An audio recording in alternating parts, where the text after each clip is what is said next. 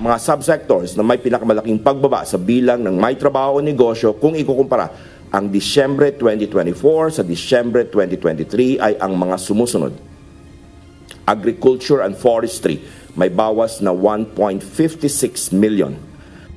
Sa kabila ng pagtaas ng employment rate sa huling buwan ng taong 2024, nakapagtala pa rin ng Philippine Statistics Authority ng pagbaba sa ilang mga sektor gaya sa agriculture and forestry.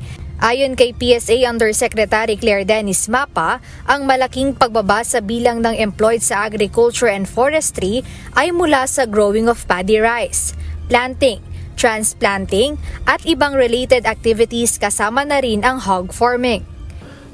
At ito ay talagang galing doon sa growing of paddy rice, mga kalahating milyon. Ang estimate natin, 557,000. Tapos yung mga engaged doon sa planting, transplanting, and other related activities, 424,000 ang bawas.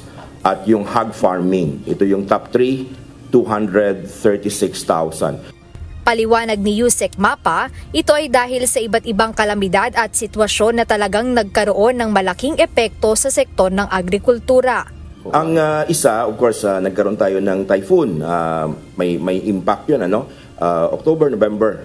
Well, December was slightly better than the first 2 months. Of course, may effect yon, kaya nagkaroon tayo ng problem doon sa ating employed. Ibig sabihin, may reduction tayo sa palay. Doon naman sa hogs, of course, we have ASF. So, yun yung mga factors kung bakit. Sinundan naman ito ng manufacturing na nabawasan ng higit 300,000 na mga mayroong trabaho o negosyo. Samantala nanguna naman ang transportation and storage subsector sa nagkaroon ng may pinakamalaking pagtaas sa bilang ng may trabaho o negosyo.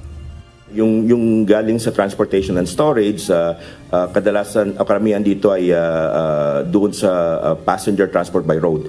And sa tingin ko ito ay effect talaga ng ating holiday season, ano? Kasi ang malaki dito yung sinasabi ko kanina, airport shuttles, so yung mga dumarating, mga taxi cab. So that's mainly due to activities related to the holidays.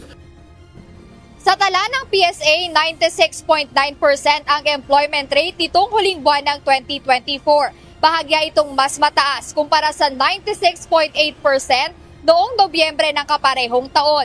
Samantala, bumaba sa 3.1% o 31 sa kada 1,000 individual ang naitalang unemployed o bilang ng nasa labor force na walang trabaho o negosyo. Jed Neresina, UNTV News and Rescue. Diyos ang aming sandigan, serbisyo publiko ang aming pinahahalagahan.